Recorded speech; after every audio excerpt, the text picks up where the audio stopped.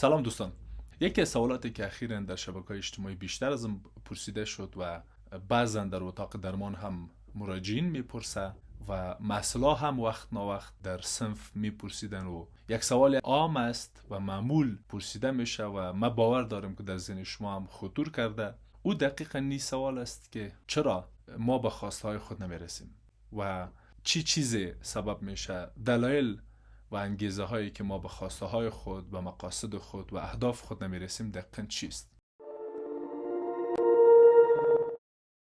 در موردی که چرا به خواسته های خود نمیرسیم، پاسخ متنوع است، دلایلش متنوع است. اجازه بتینیرم بگویم که بعضی از اشخاص و افراد یا مثلا بعضی از نویسنده ها شاید ادعا کنه و مدعی هستند که خب به خاطر این دلیل، به خاطر او دلیل، به خاطر این چیز، به خاطر او چیز و بنابر این مسئله و بنابر او مسئله ما به خواسته خود نمیرسیم و دلایلش متنوع است دوستا، از فردی گرفته تا به اجتماعی تا به خانوادگی و یا بگویم که هر آنچه در اجتماع به عنوان متغیر است عاملی است که ما به خواسته خود نمیرسیم. ولی آنچه که روانشناسی علمی به او میپردازه میخوایم با شما شریک بسازم. دلیل اولی را که ما به خواسته ها و مقاصد و اهداف خود نمیرسیم عدم تعیین اهداف مشخص و معین است. یعنی روزی که فرد برای خودش هدف مشخص معین و درست تعیین نکنه، درست برش فکر نکنه و بین هدف و آرزو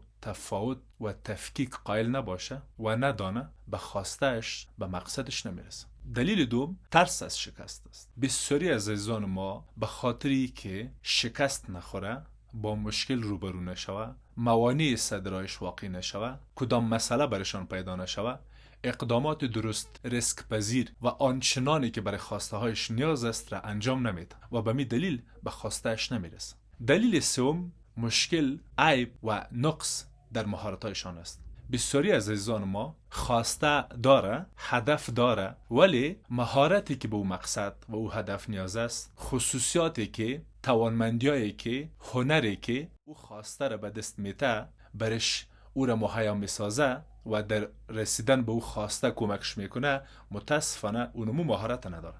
دلیل دیگه ای که بسیاری از عزیزان ما به خواستهایش نمیرسه، بررسی نکردن منابع است. یعنی عزیزان ما منابع پیرامون خود را، شرایط اجتماعی خود را، وضعیت اجتماعی خود را و آنچه به عنوان منبع است را زیاد به بررسی نمیگیره، زیاد در نظر نمیگیره. هدفهایشان بالاتر از منابعشان است، مقاصدشان، خواسته هایشان بالاتر از منابعی که در محیطش قرار داره را تعیین میکنه و به مو خاطر به مقصدشان نمیرسه.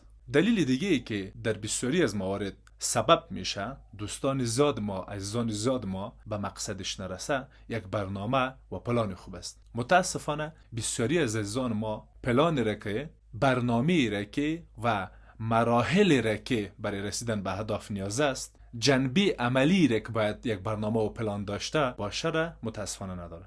دلیل دیگری که میخوایم اشاره بکنم یک پلان و برنامه خوب است. بسیاری از عزیزان ما برای رسیدن به خواستهایشان یک برنامه خوب، یک برنامه عملی و یک برنامه مرحله به مرحله نداره و اینمی دلیل سبب میشه که به خواستشان نرسه. دلیل دیگه که عزیزان ما به خواستهایشان نمیتونه برسه مداخلات و یا بگویم تداخلات خارجی است. یعنی هر مداخله اقتصادی، اجتماعی، خانوادگی، سیاسی، حتی بعضا جغرافیایی سبب میشه که اونمو متغیرایی که در خارج است یا از بیرون سر فرد تاثیر میگذاره، اونمو عزیزان ما را نمیگذاره که به اهداف خود برسه. و در اینجا چیزی که زیاد مهم است و زیاد میتونه کمک بکنه ای است که عزیزان ما پیش از اینکه خواسته و هدف را و مقصد را تعیین کنه، اینمی مداخلات را و تداخلات خارجی را در نظر نگرفته بودن. یک دلیل دیگه که عزیزان ما را مانع میشه که به اهدافشان برسه او انگیزه است. بسیاری از عزیزان ما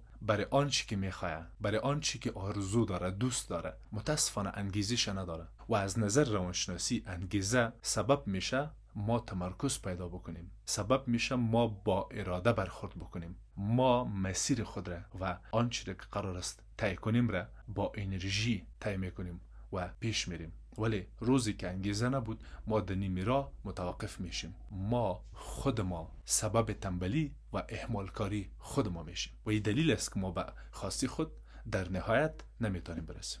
آخرین دلیلی که میخوایم اشاره بکنیم دوستان، تاخیر در اقدام است. یعنی ما فرصتهای زیادی را داریم در محیط، زمینه‌های زیادی در پیرامون ما است، فرصتهای زیادی در پیرامون ما قرار میگیره، ولی ما در وقتش و در زمانش اقدام نمی کنیم و اینمی تأخیر سبب میشه که ما به آنچه که به عنوان خواسته تعیین کرده بودیم متاسفانه برش نرسیم. در کل میشه گفت که اگر ما میخوایم که به خواستهای خود برسیم، باید اهداف ما رو مشخص کنیم، برنامه‌ریزی ما باید مؤثر باشه، ترس خود را باید مدیریت کنیم، استرس خود را باید مدیریت کنیم، منابع پیرامون خود را باید خوب درست بسنجیم، همیشه و مداوم باید برای مهارت‌های خود و رشد مهارت‌های خود کار کنیم، تلاش بکنیم و همیشه در ارتقا و رشد مهارت‌های خود بکوشیم. و اگر این همه بازم کمک نکرد، من فکر میکنم که با مشاوری که در اون عرصه در اون عرصه خواسته ما، در راستای خواسته ما متخصص است، کارفهم است، آگاه است، از او باید مشاوره بگیریم.